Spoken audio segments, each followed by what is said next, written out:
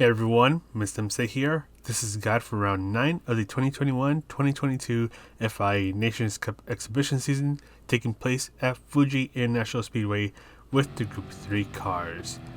And let's get this started by mentioning that we're on the racing medium tires and brake balance is at +1 or 1 to the rear, and we're in the Chevrolet Corvette Group 3.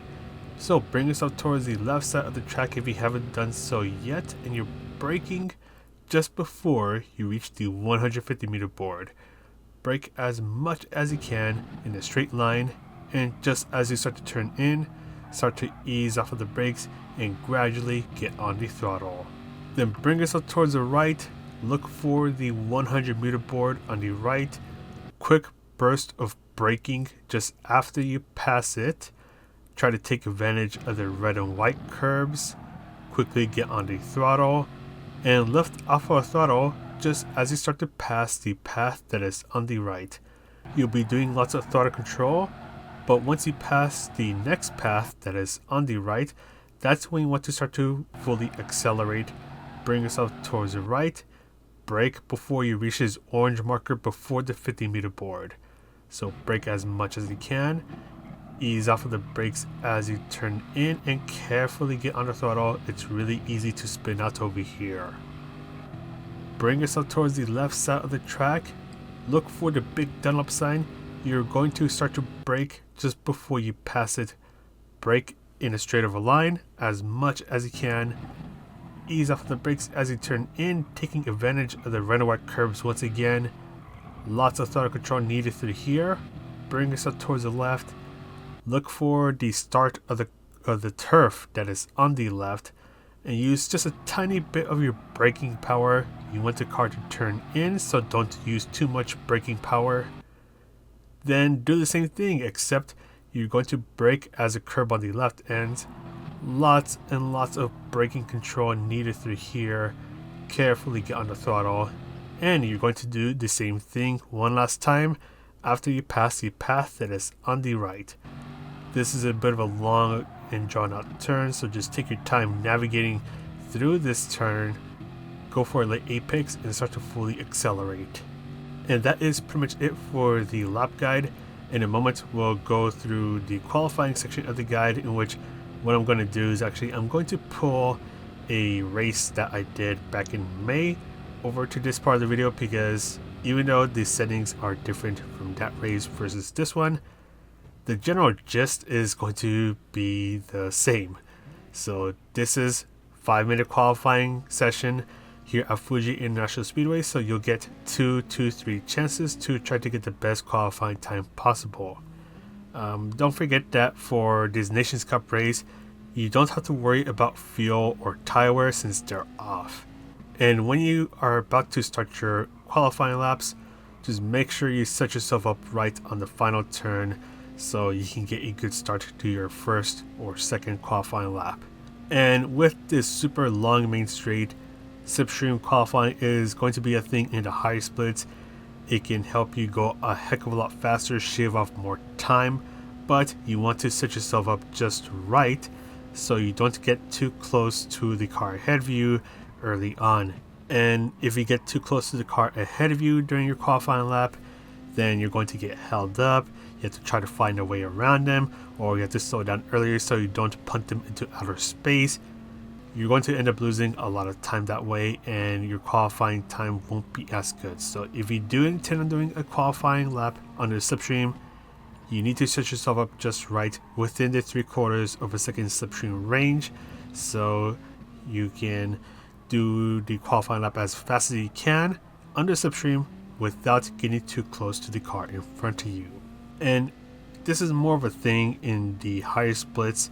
If you're in a lower split, then just focus on qualifying by yourself, far away from everyone else, so you don't run the risk of getting held up by anyone.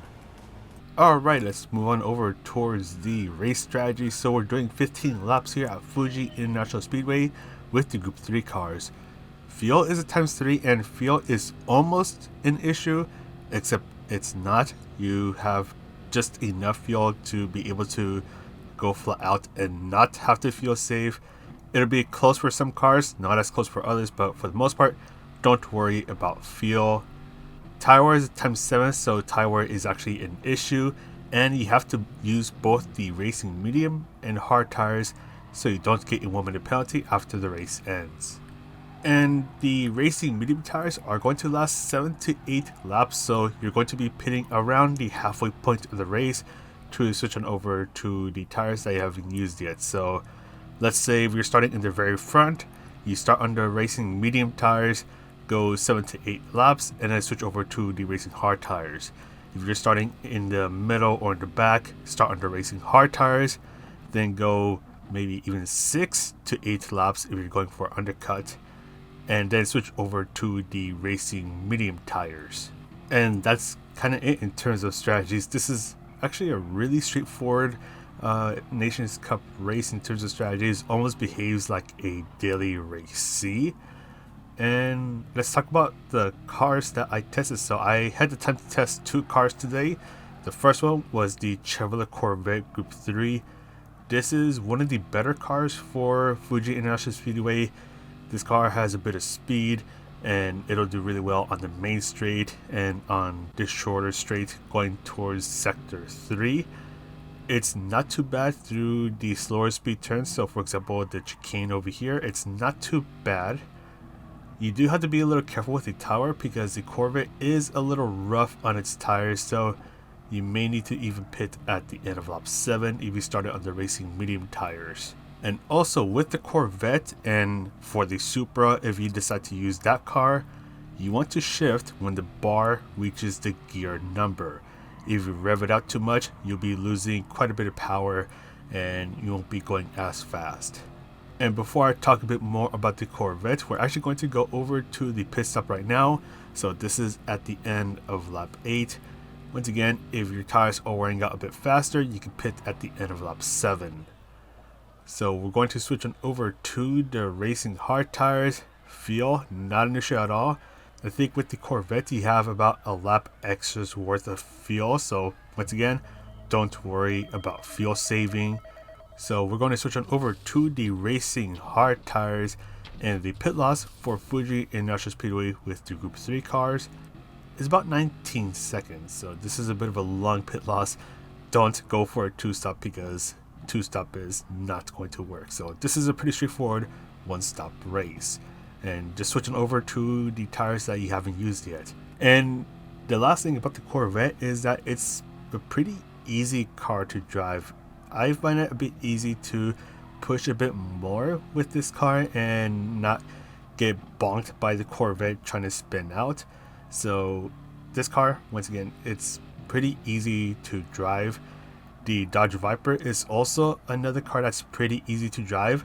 It drives pretty similar to the Corvette. So if you like the Dodge Viper a bit more than the Corvette, then the Viper is also a very good car for here for this combination. These two cars, they actually kind of drive similarly. But at the end of this race, this is going to be around a 25-minute race. I ended up getting a 25:05 with the Chevrolet Corvette.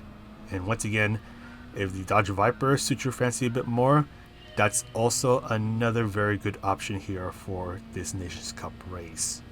And last but not least, the second car and the final car that I'll be testing is the Peugeot RCZ Group 3. So this is a bit of a weird option because the RCZ is not a power car, it's more of a handling car, but it does have a few tricks up its sleeves. One of them is that with its handling, it's actually really good on sectors 2 and 3. And I mean sector 2 by this long turn. This turn kind of defines sector 2 for me. So the Corvette struggles a bit through here. The Peugeot, it does a bit better through here, so you can easily catch up to some of the power cars with its good handling.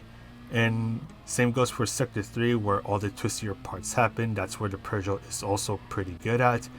The Peugeot is also good when it comes to fuel and tires. So if tire wear is a bit of an issue for you, then you can definitely use this car. The only thing is that, as I mentioned earlier, top speed is not a thing with the Peugeot, so you want to be under slow and slipstream to try to remain competitive and not make yourself a sitting duck, especially on the main straight. And because the RCZ is a mid-engine rear-wheel drive car, it does get a bit loose, not as loose as the Ferrari 458 or the Lamborghini Huracan. So if you want this car to turn, it will definitely do it for you without it getting too crazy. But if the RCZ is still a bit too loose for you, the alternative to the RCZ is the Porsche 911 RSR. So the RCZ is pretty much the 911 RSR but better, in my opinion.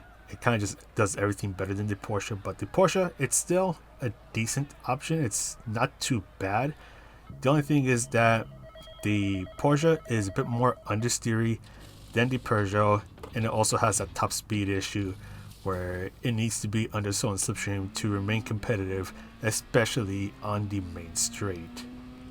So yeah, the Peugeot RCZ, it's a weird alternative, but it's still a pretty good choice, especially when it comes to the tire wear, as the tire wear is a bit harsh here.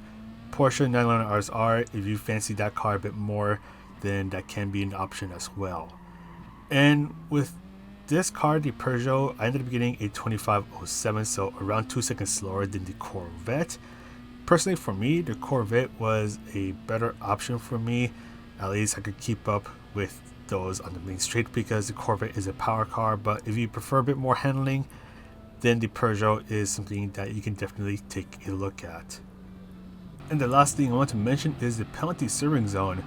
It's on the main straight, so don't get an off-track penalty, because if you get a penalty, you're going to be losing a boatload of time. The penalty serving zone is right here, so you can imagine how much time you lose if you do have to serve a penalty. But that's going to wrap things up. Once again, one-stop race, use both tire compounds, and thank you guys for the support. Thank you to Placey for supporting the channel as well. This is Mr. MCA, wish you a good race, and I'll see you in the next video.